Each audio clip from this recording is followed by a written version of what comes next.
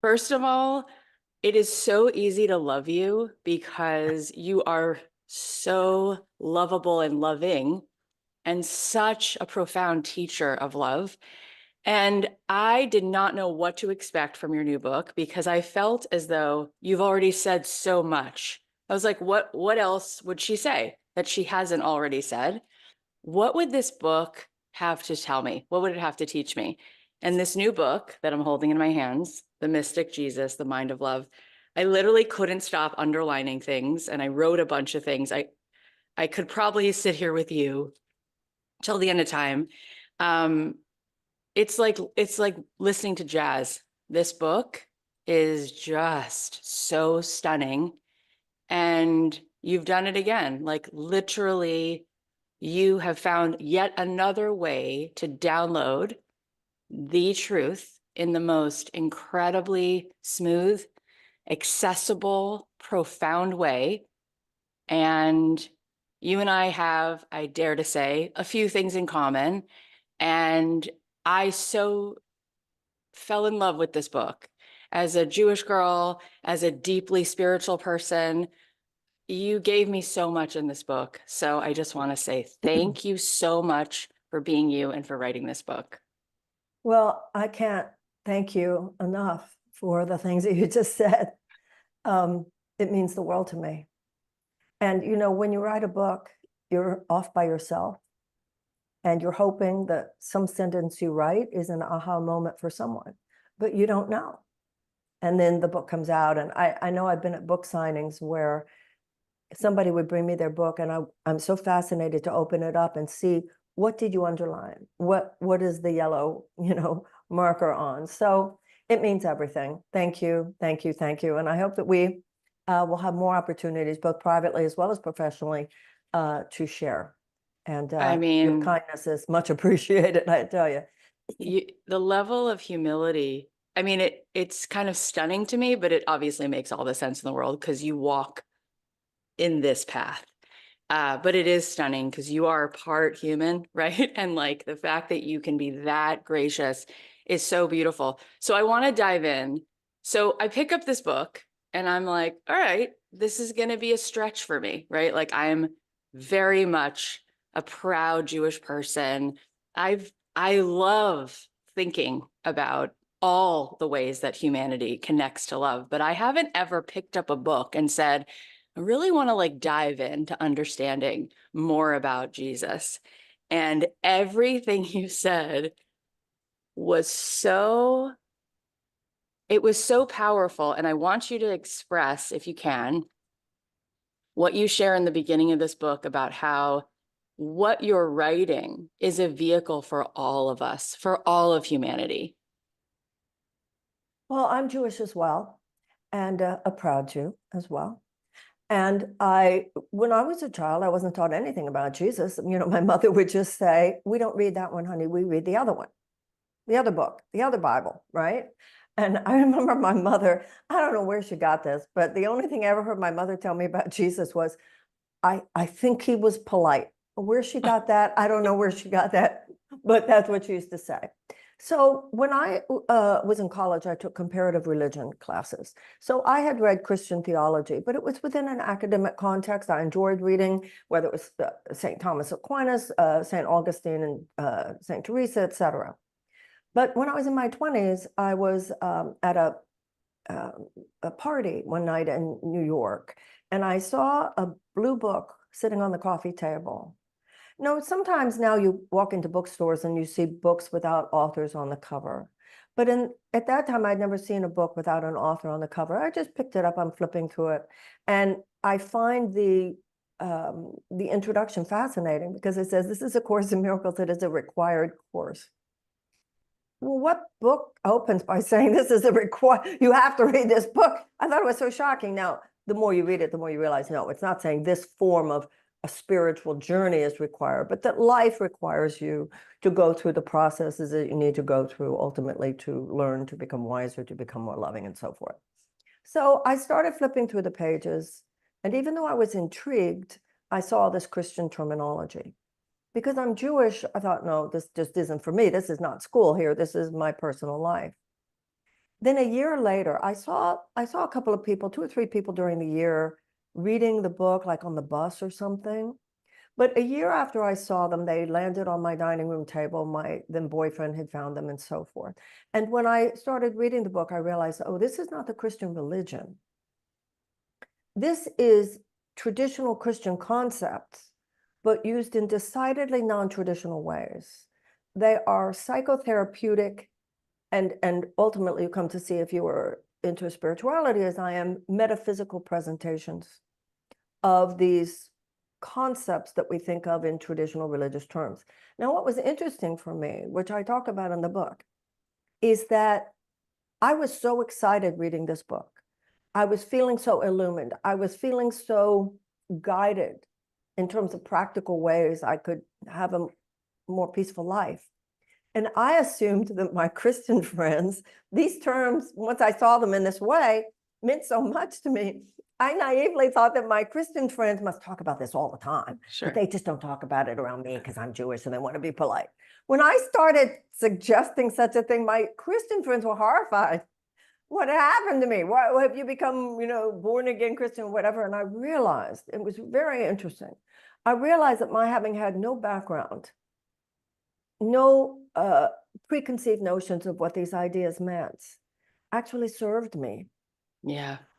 So I was just learning new concepts, and so many people I knew were having to unlearn old ones, and had so many connotations regarding institutional religion, doctrine, and dogma, none of which is present in the Course in Miracles. Mm-hmm. And then when you see these words this way, including Jesus himself, you see, this cannot be monopolized by any one religion. This is a spiritual force.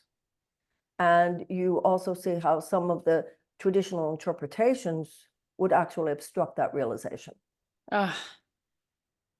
It is a force, and it's a force that's available for all of us. And I had a similar situation when I went to Jerusalem and I stayed in Jerusalem. It was supposed to be 3 weeks. I stayed for 3 years. And when I came home and I would talk to people about God, they thought I was crazy and they were triggered. And Rabbi Aaron, who's a mutual friend of ours and a very big mentor in my life, said to me, people think of God like Godzilla, like this thing that's out to get you. And I thought, oh, that's so interesting. Like my interpretation of this is so loving and so mystical and so ever present for all of us. It's the is, the was, the will be. And the words alone really were a barrier for people. And so I think similarly, I got access to even more of God's light from reading your book, because you helped me deconstruct certain words and then really find life in so many portals, let's say, that I haven't even necessarily tapped into because of language. It's just really fascinating. So let's go a little bit deeper. Like, for instance, in the book, you talk about what is the mystic of Jesus and how are we all able to access that essence of what Jesus really is as the mystic? Well, first of all the great religious teachings have the mystical tradition. In Islam, there's Sufism. In Judaism, there's the Kabbalah. And in Christianity, there has always been the mystical, esoteric traditions, always. I didn't invent something new.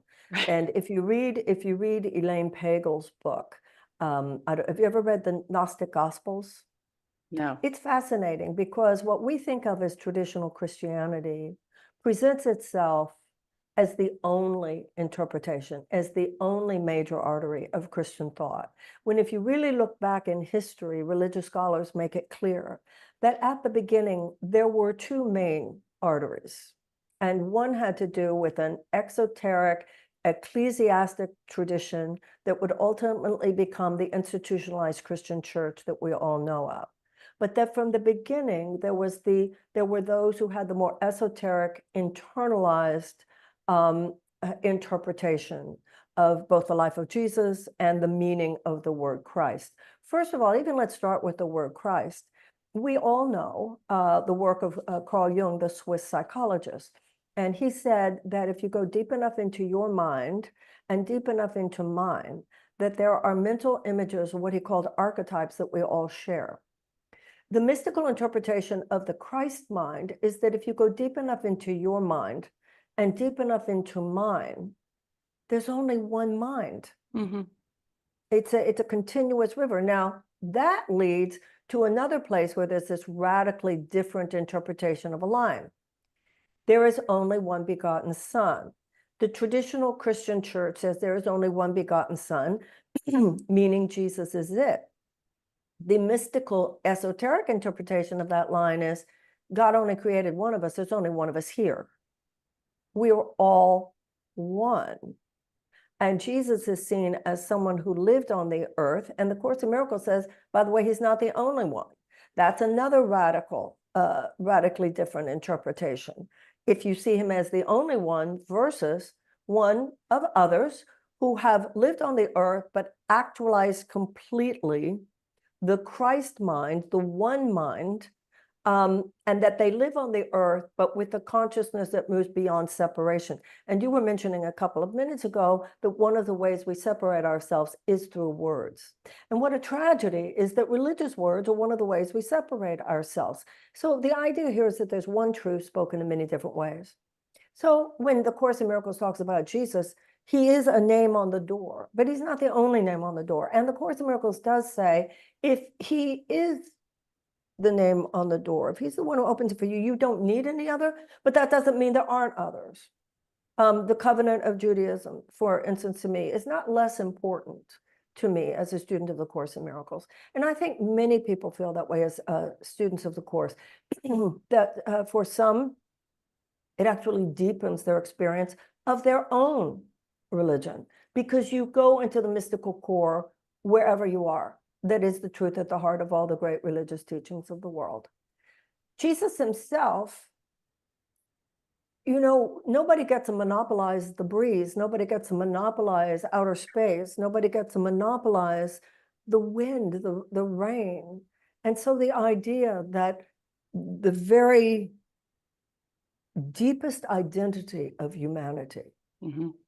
that core identity, which, once again, nobody's saying this is the only way to look at it, not from the Course in Miracles perspective, but whatever that is, one name for that one being is Jesus, one name. But the idea that the Christian religion can monopolize that is an idea whose time is passing. Yeah, it's pretty profound, such a paradigm shift. Just to quote him one more time, something I just love on the wordplay, Rabbi Aaron often says to me, we are only someone because we're some of the one. And exactly. it is one, Yeah. and one and one. Yeah. And something you say in the book, which I think is helpful for each of us, I love this so much. You said, we as people have an authorship problem. And Yeah, that's straight from the Course in Miracles. and you say our grief is the longing to be who we really are, which I think implies this oneness, right? What do you want to share about that authorship problem? Well, that's right from the Course in Miracles, where it says you think you authored yourself. And the author with a capital A, the same one who authored you, authored me. And in that identification with that, i.e. God of our understanding, that authored us all, we are one. In being one with God, we are one with each other. The pain that we feel living on this earth is that we think that we're not who we are, and we think that we are who we're not. We're taught that we're separate beings, and within the three-dimensional reality of the earthly experience, of course, we're separate. You're over there and I'm over here. But the spiritual idea is that on the level of spirit, there's really no place where I stop and you start. And that's why the golden rule is golden. Do unto others as you would have others do unto you. Because what you are doing to others, you are doing to yourself. So either they will show that back to you, or some other experience of life will show it back to you, because you're doing it to yourself. Now, Jesus is a name for that one self. So the Son of God means, from an esoteric perspective, all of us.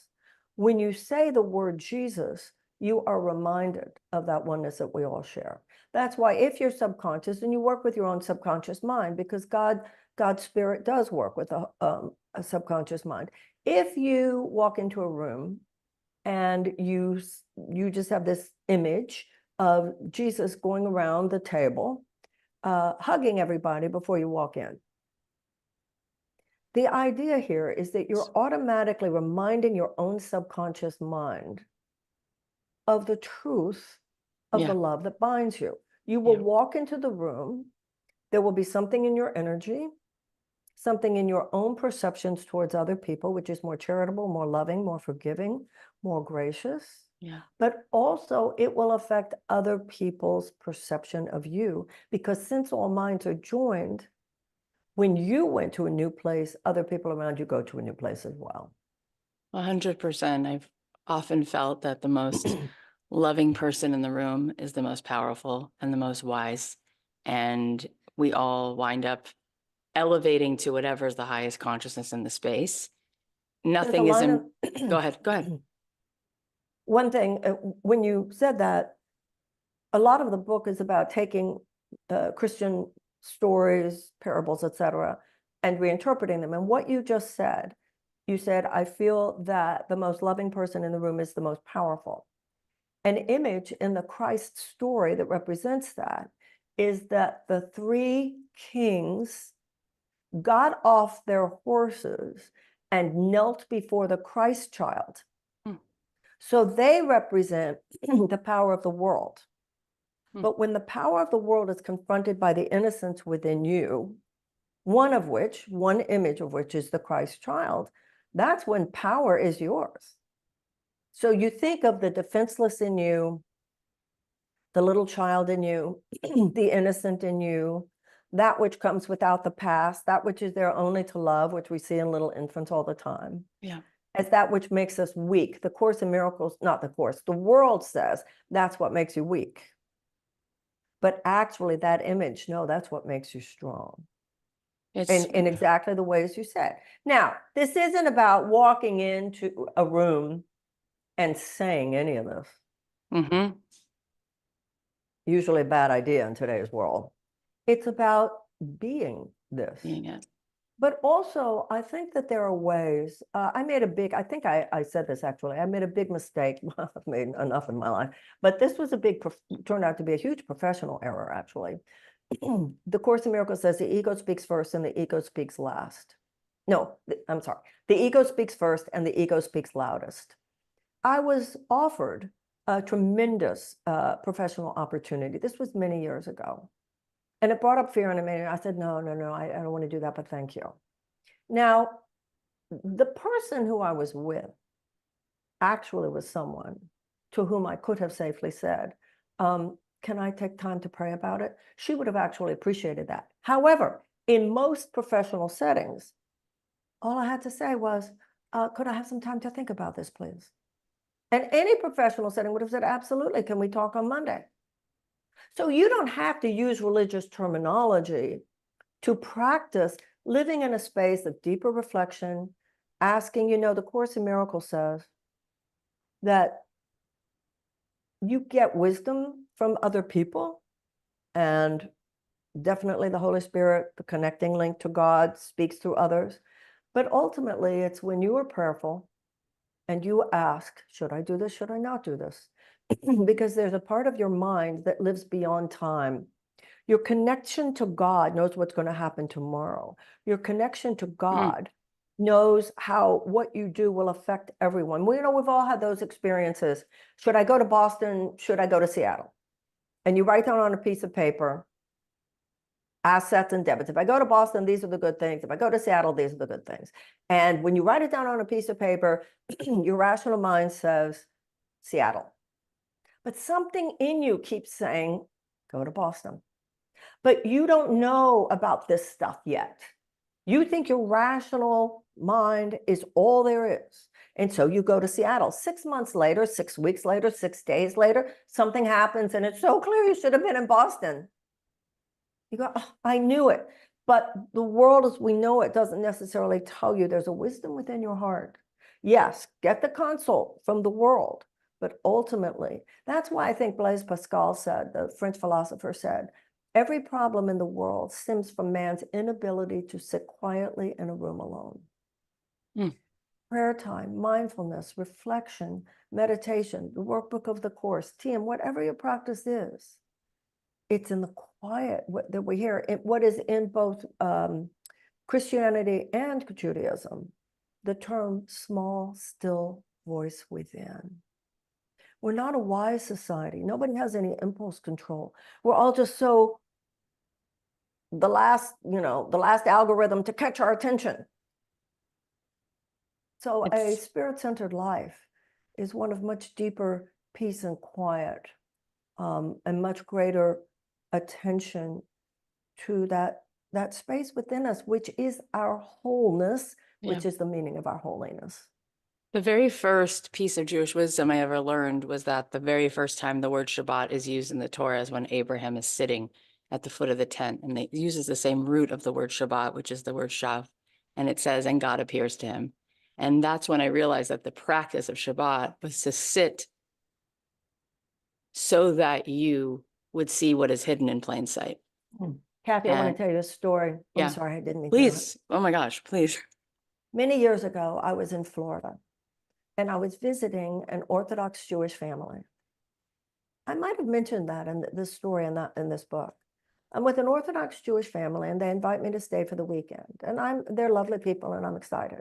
Then I realize on Friday, no, I mean, you grew up, Marianne, with the challah and the wine and burkata. No, and the candle. No, this is far more than that. They're going all in. Yeah, they're all in. Several children, teenagers, a very wired home, very modern, electronic equipment, the whole thing. And I begin to realize, oh no, they really do Shabbos. And everything at sundown, all electronics off. Nobody's going to use the phone or the car unless it's to pick someone up. And I'm thinking myself, I'm as addicted as the next person to my phone and my computer. This is going to be hard. And what unfolded in front of me was something so profound. Because for that day, all of the vectors of human relationship were recalibrated and corrected. And old people talking to teenagers and teenagers talking to little babies and, brothers and sisters and people connecting with one another. Nothing was going on except your relationship to other people, your relationship to the food, your relationship to the home. And that in that silence, in that space, everything just corrected itself. I remember when I was a kid, I didn't know if my parents did this so much, but I knew other people, other kids whose parents would have date night and go dancing. And when I grew up, I saw, oh, I get what's happening in ballroom dancing. Our bodies are recalibrating. You can't just look to sex for that. You have to prepare all of the energy for that. And that quiet at the tents, what the Course in Miracles calls the holy instant.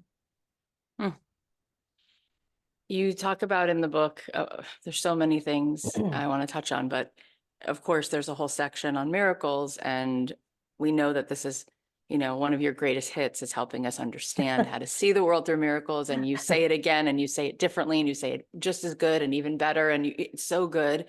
And so you remind us that Einstein said that we can't solve our problems from the same level of thinking that created them. And then you talk about this whole parallel universe of miracle consciousness that's always present that we can tap into. Talk about that, because boy, does every human I know want to learn how to manifest, right? And wants to know the quick way to the law of attraction. And I'm reading this book and I'm like, this is what manifestation is. It's plugging into this reality that's always available, that is on the miraculous level. Can you talk a little bit about what that is and how we can all start to see through those eyes?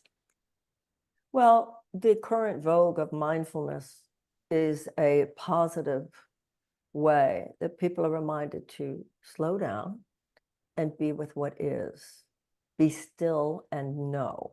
The biblical line seek ye first the kingdom of heaven, all else will be added unto you. What that means is seek ye first the kingdom of heaven means seek ye first the awareness of our oneness. That is what heaven is. That's why the Course in Miracles says Jesus is someone who lived on the earth, but thought only the thoughts of heaven. This earth represents, there's a line in the Course in Miracles where it says, in the Bible, it says that Adam fell asleep, and nowhere does it say that he woke up.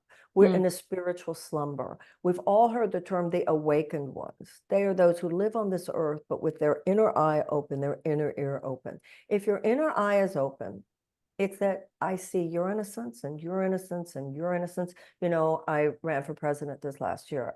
I have a lot of forgiveness work to do of myself and others. And it's a lot of work. Just I'm willing to love this person. I'm willing to love that person. I'm willing to love that person. I'm willing to see beyond the errors. I'm willing to see beyond the guilt. I'm willing to see beyond the whatever word my mind is using to name it. So the Course in Miracles says, you find that space within yourself where your only interest is in forgiving. Your only interest is in seeing beyond guilt. Your only interest is in experiencing your oneness, just your willingness to be in that space. Literally recalibrates the universe. You're in, that is that realm.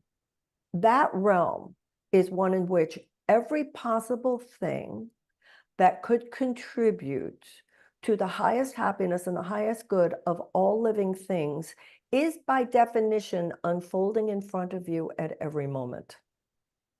The only thing that can block that in your experience is your own lovelessness.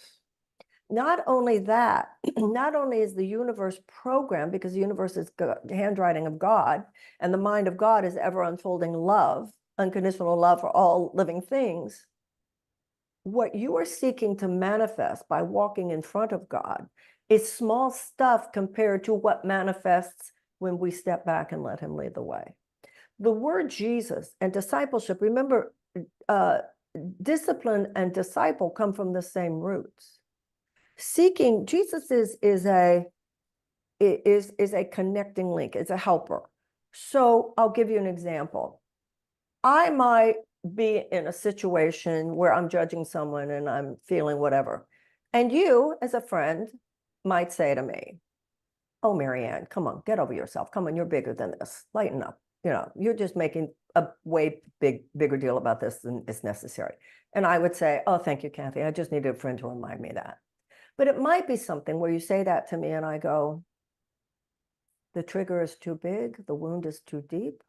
The trauma of my childhood was too real. I can't. I think what they did to me is whatever. And that's where, whether it's Jesus or whatever other divine accompaniment you relate to, you say, I am willing. And what he says in the Course in Miracles is, my mind joined with your mind can shine away the ego, can shine away that place where you're stuck in separateness. Because if you see someone else is guilty, or even yourself is guilty, you're stuck in separateness. Guilt is the nail, you know, really the nail of the crucifixion. And the Course in Miracles, what the idea here is that Jesus, having achieved that divine consciousness where all he sees is love, and he's so clear that the rest is just an illusion, that he is now authorized, should we request it, to enter into our minds and help us, lift us above that spot where we're stuck. I can't get there by myself. And that's why the Course in Miracles says a miracle is a divine intercession from a thought system beyond our own. So like you said, we're all swimming in it all the time. The issue is developing our inner eye and developing our inner ear. And it takes practice. It's like yoga, you know, or going to the gym. You have to practice your muscles to build a new body. You know, it takes a constant repetition. And same with spiritual practice. It's not enough to just know it. We have to practice it through meditation. In the Course in Miracles, it's a workbook, 365 days of exercises, but whether it's the Kabbalah, whether it's TM, Islam, I mean, all the traditions have it, to really rebuild our attitudinal muscles. You talk about in the book, you say, if only love is real, then why did God even allow the ego to exist? And why is that? Why do we even have an ego at all? Well, it's a false belief. It doesn't actually exist. Okay. The Course in Miracles says God's love is all that is, and what is all encompassing can have no opposite. But what we have is free will. Yeah. You have the power to think whatever you want to think, but you don't have the power to establish what's true. Only God can do that. So when I think with love, the Course in Miracles says, we are co-creating with God. When we think without love, since only love is real, we're actually not thinking at all. We are hallucinating. And that's what this three-dimensional world is. It's a huge hallucination. And that's why Einstein said, time and space are illusions of consciousness, albeit he said persistent ones. That's why Buddha called it illusion or Maya. I mean, that's why sometimes we'll go through something terrible. We go, this is a nightmare. This can't be happening. That's because on a certain level, it's not. And that's why when we hold a lover or a child in our arms, we go, oh, this is heaven, because it is. Yes. I heard you say once in a talk that sometimes the greatest miracle, it's not splitting the Red Sea, it's having a change in perception and actually seeing what's real. And to ask God for that every day. Help me see as it is, not as my mind thinks it is. You mentioned Einstein a few different times. And one of the things you say is that Jews say the Messiah is coming. Christians say that the Messiah has already come. Einstein says there is no time. And you said in this book, the mystic Messiah isn't coming from the outside, but from the inside. What does that mean? Help us understand that. Well, first of all, the Messiah is the Savior. So let's look at the word salvation. What is there to be saved from? Your own insane thinking. Let's say you and I have an argument. My ego mind is going to attach itself to what you said that hurt my feelings. The spirit in me would be saying, you know, Marianne, in that moment, she lost sight of what's true. Can we Right. talk about all the wonderful things she's done for you? Can we talk about all the love that you've shared? Can we talk about all the truth that you know about each other? No, she said such and she knows me, but right? So it's two parallel universes, two parallel universes. One is the constellation of emotions, thoughts, and everything that will unfold with that, because one of us said something and then the other said something else, except as you and I know, this is not just about two girlfriends. This is about whole nations, right, that behave this way, right?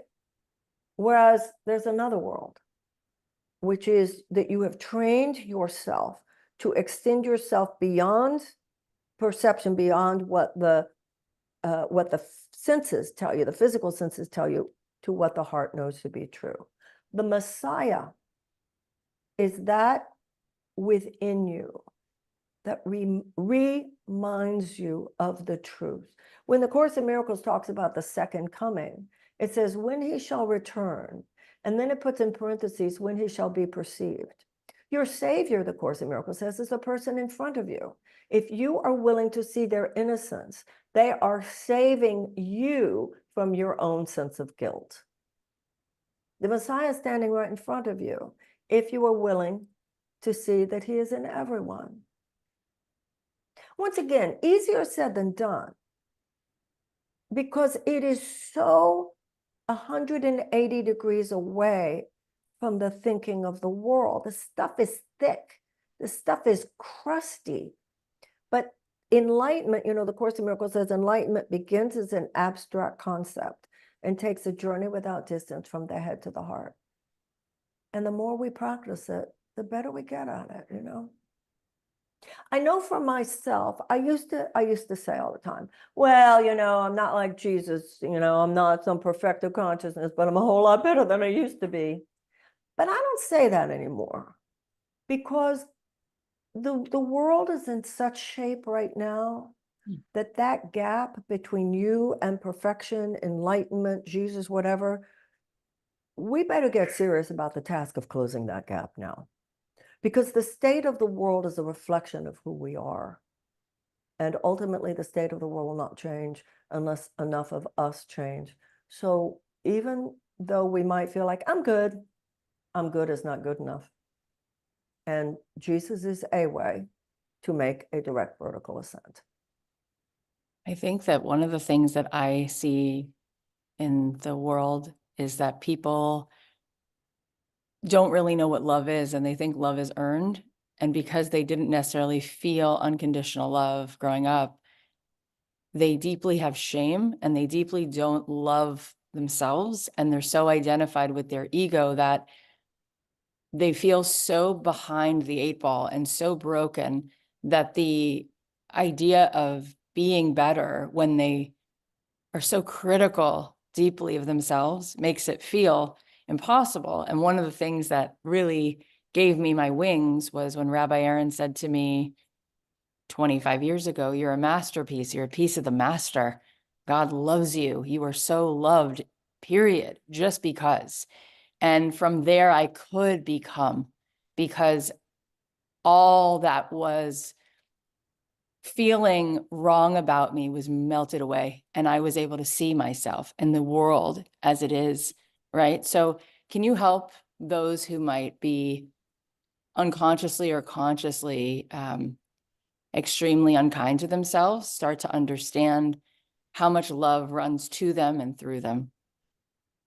Well, first of all, one of the lessons in the Course in Miracles that meant the most to me, I remember actually having a profound emotional reaction to it when I first read it, is a lesson: I am as God created me.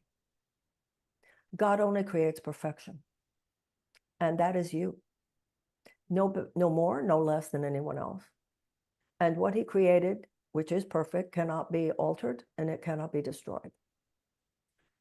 Yes, most of us have had experiences in which people have made us feel, instead of loved, instead of appreciated, shamed, made fun of, mocked, demeaned, attacked, assaulted, whatever. However, the mistake that you see in a lot of modern psychotherapeutic response, including in the higher consciousness community, Kathy, is, do you have to process that pain? Yes. But there's a place where processing becomes spewing. There's a place where honoring your pain becomes indulging your pain.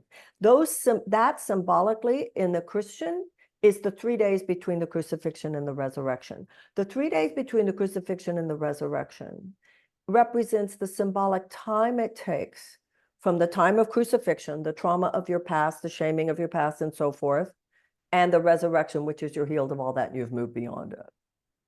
The same in the Old Testament, that's the meaning of the 40 years that the Israelites wandered in the desert between the time of enslavement by the Pharaoh and deliverance into the promised land.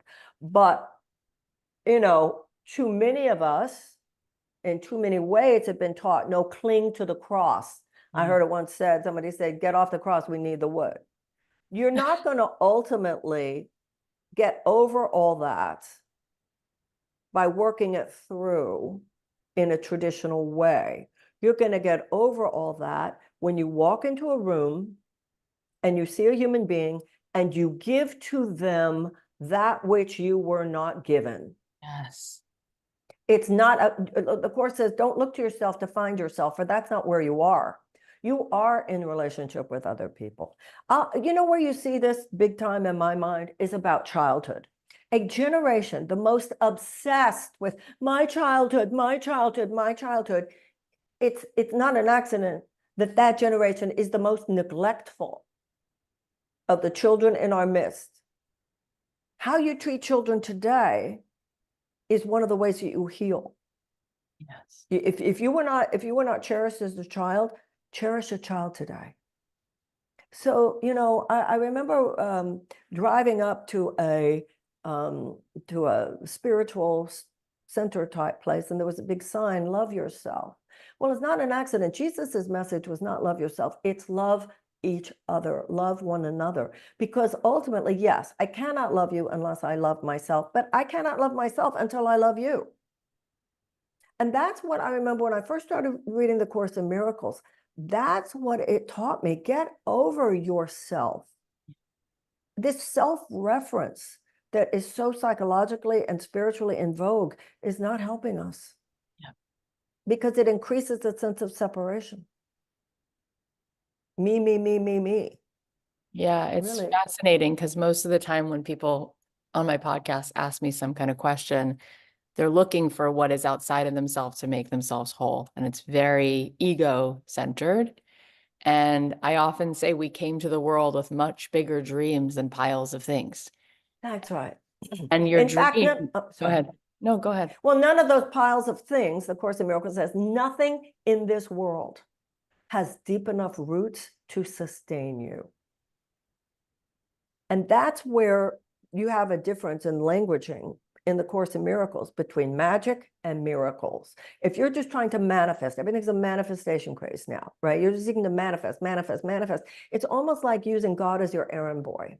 I want a bigger house. I want this many figures in my salary, blah, blah, blah. The miraculous is not where you say, this is what I want the world to give me.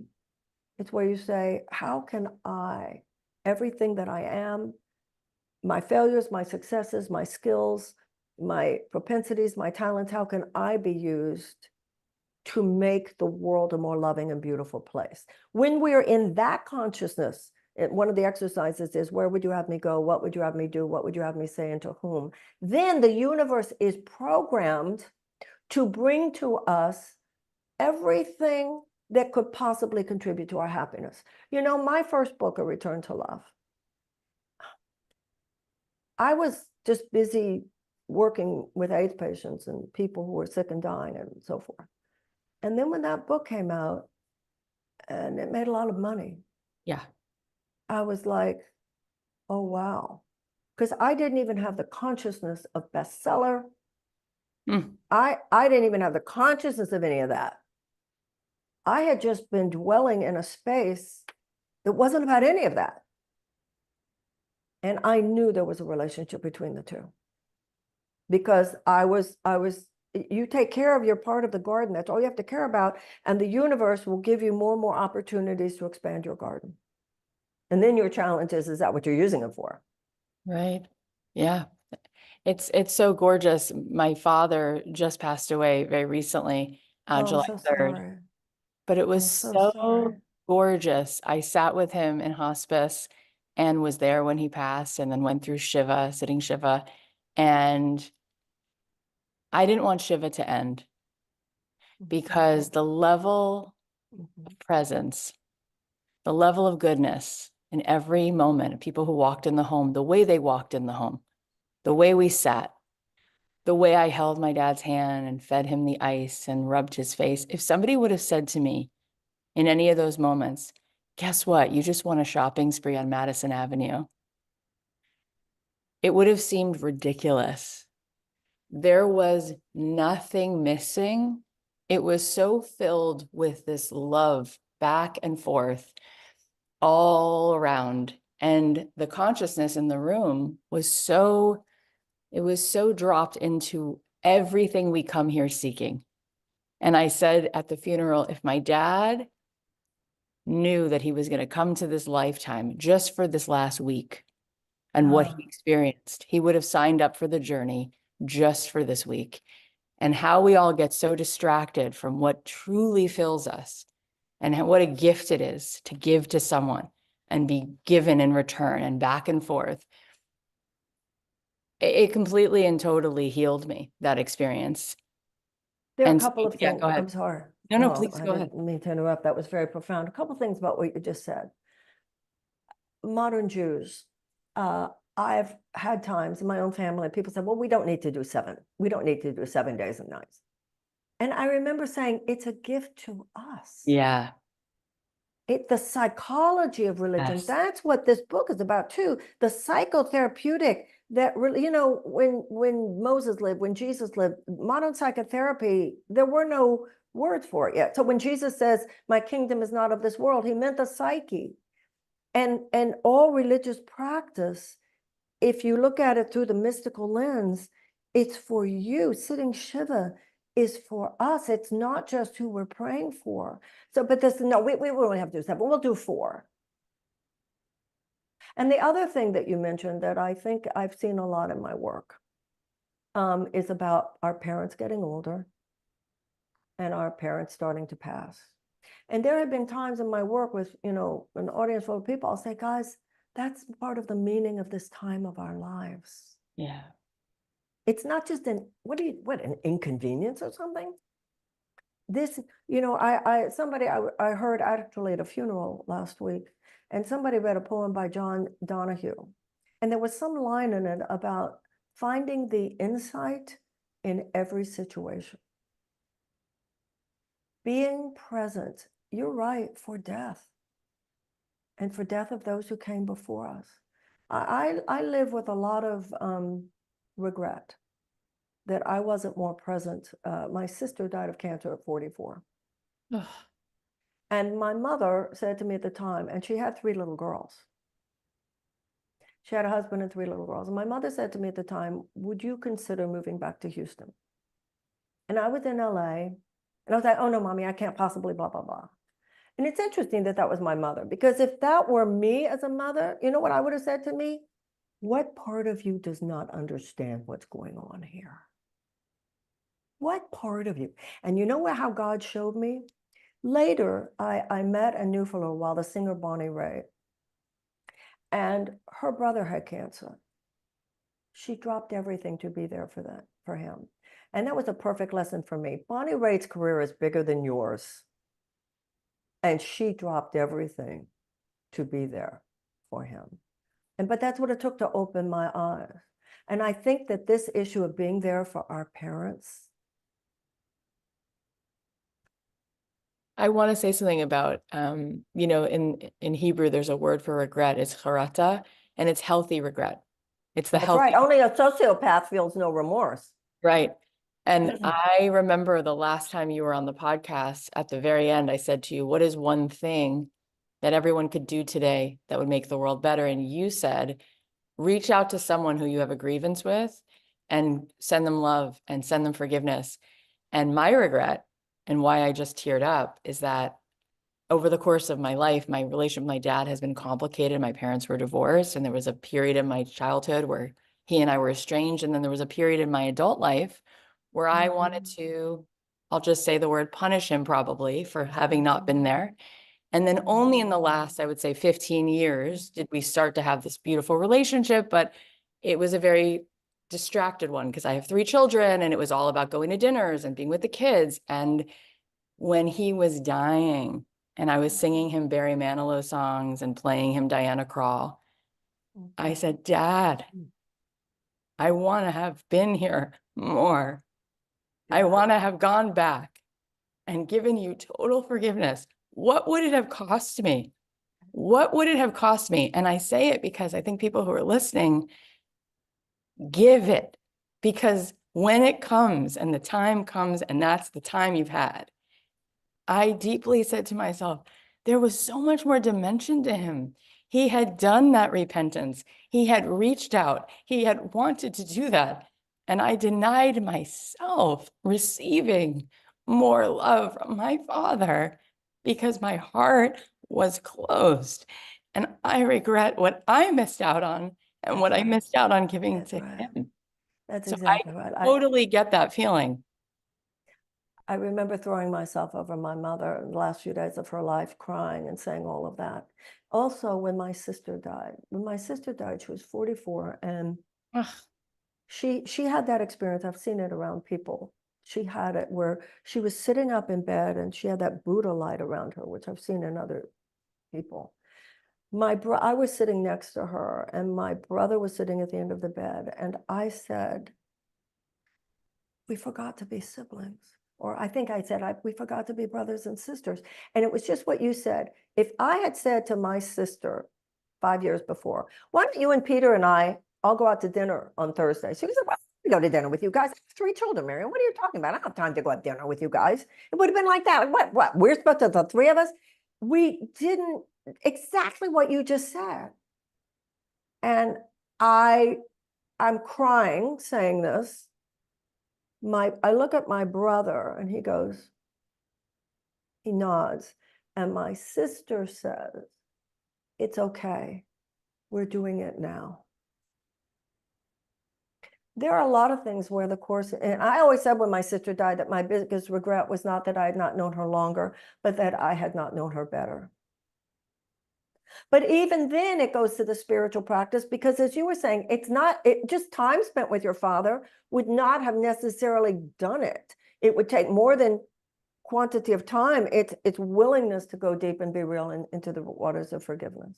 And the Course says in various places, more than once, it says, you will see all these things at the point of death, or you can see them now. And you say in the book something so beautiful, which I wrote down. One day death will be seen not as punishment, but as a reward for That's a the life Course. well lived. That's out of the Course. What does that mean for us as we go through our life now? How can we chart a course to that? Oh, it means a lot. You know, Carl Jung said that failure to deal with the subject of death robs the second half of life of its meaning. The Course in Miracles says, the physical birth is not a beginning but a continuation, and physical death is not an end but a continuation. At my age, if I didn't have that sense, this would be a horrible time of my life. Yeah. As it is, I'm not afraid of death. I'm as afraid of dying as the next person, how you die and all of that. But death as a sense of continuation of life feels right to me, not just in my thinking, but in my feeling. The Course in Miracles says it's like taking off a suit of clothes. Yeah. You take off your clothes, your body's still there. Yeah. You take off your body, your spirit is still there, because what God creates is eternal and cannot be uncreated. Yeah. I heard Ram Dass says for the soul, death is like taking off a very tight shoe. That's that book. I think it was Bartholomew, one of those journal materials. That was the term. Yeah, death is like taking off a tight shoe. So in the book, He said death is easy. Birth, he said, now birth is hard, because yeah, you're squeezing this infinite being into this little space. you say towards the second half of the book that there's 3 pillars of a life well lived. Share with us that, so that as we're closing off this interview, we think about how to show up more in those 3 pillars. Well, I don't remember the specific things that I said right then at that chapter, but one is knowing who you are. You know, in any situation, your power, and this is like you were talking about before, you said the most loving person is the most powerful person in the room. In any situation, your power lies in knowing who you are and knowing why you're there. Knowing who you are means I'm no better or worse than anyone else. I'm just a space of love, or not. The Course in Miracles says you were born again, and in any moment you do not bring the past with you. If you're bringing, oh, they might not like me, oh, I'm not as good as, oh, I'm better than, oh, why do I have to go there? All those thoughts are like clutter in front of the sun. Instead, if you walk into any situation knowing I'm only here to love and be loved, and I'm going to blast the room with love before I even get there. So who am I and why am I here? I am only here to love. And when you silently, people know things subconsciously. When you walk into a room and people have been bitching about you and saying awful things, you can feel it. Oh, yeah. And when you go into a room and you're just there loving, blessing everybody in the room, they don't know why they like you, but they do.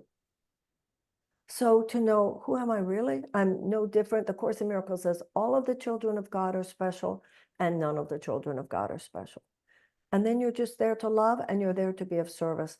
And that issue of a well-lived life, you are there, whether it's your podcast or a book or your marriage or your motherhood or your position in your community, your nationality, your religion, whatever the corner of your experience, you are there to be the light, to be that which represents an alternative to the fear-based ways of the world. When Moses came back from Moab, he said, I will make of you a priestly people.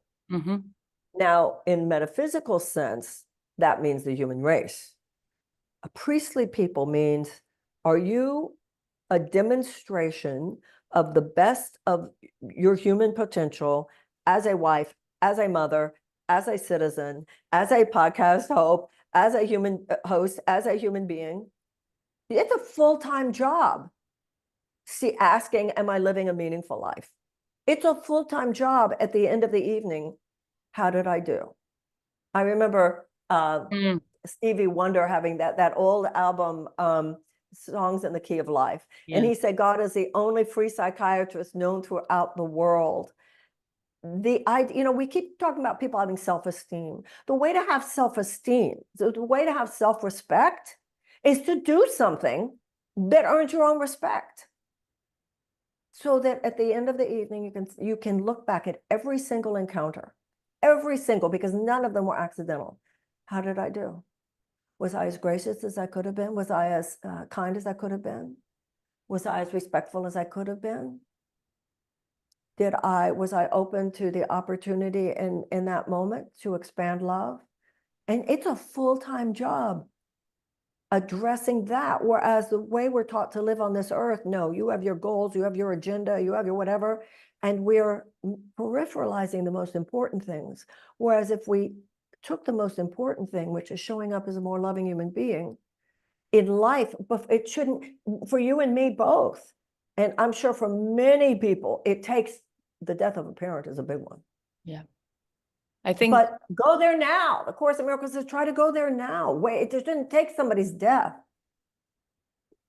I think part of what happens in people's consciousness is they give up. It's like this learned helplessness. Your brain will find the evidence of whatever you tell it it's true. So they'll say, what's the point? The whole world is gone to, it's the worst. It's this. There's nothing I could contribute. They overestimate how bad it is. They underestimate their power. And you say in the book, we don't have to create the world. It's already been created and created perfectly. Our problem is our attachment to an unreal aspect of it. That's such a paradigm shift to see it as it actually is available, right? And three people sitting on a park bench are sitting in three different realities based upon how they see the park, based upon how they see the world in their own mind. So I think it's not just hopeful, it's real to help us see reality as it actually is. What you just described is very prevalent these days. This idea of the world is messed up, there's nothing I can do, blah, blah, Right. blah. The Course in Miracles would say that's why God sent you. Yeah. That's why God sent you. Yeah. That's why God sent you. So when you say Jesus is the savior of mankind, meaning he represents a consciousness which saves us from loveless thinking, he had a ministry, and so do you. Yeah. Yeah, the world is in some very, very, very dangerous places today. But the ego takes that and goes, well, there's nothing I can do. The Spirit says, and I will go in the way appointed me, that I might be a conduit for the love that heals all things. Yeah. It's 180 degrees away in thinking. And that's what meditation and prayer and practice, whatever it is that we do, helps us to change those attitudinal muscles so that we go from what can I get to what can I give? So that we go from the world is messed up to, wow, I better get busy. Yeah. I saw it in my presidential campaign, Kathy. People who just would not embrace what they wanted, this sense of it's not possible. What's Right. possible is what we make possible. Right. Right. It's amazing what you have created in the world, the ripple effects. You can throw a small stone in the water and see a ripple. You can throw a really big stone and see a really big ripple. And the stone that you have thrown in over and over and over again, you'll never know in this lifetime how that has rippled, how that has touched people, how that has allowed so many good things to happen through that which you have put in the world. That is so extraordinary. So thank you for being that. Thank you for being you, Kathy. Your generosity is one of your most beautiful qualities, because there are people in politics who have said the exact opposite. But that's you what know, they do. That's sets, the game that they play. well, that's the game that they play. But those are two completely different realities. So please know that, and I saw, you see both. Hmm. You live a different life because you are so kind. You live a different life because you are so generous. You know, once you realize there's only one of us here, and once you realize that what you do unto others, you are doing to yourself, the Course in Miracles says you become generous out of self-interest.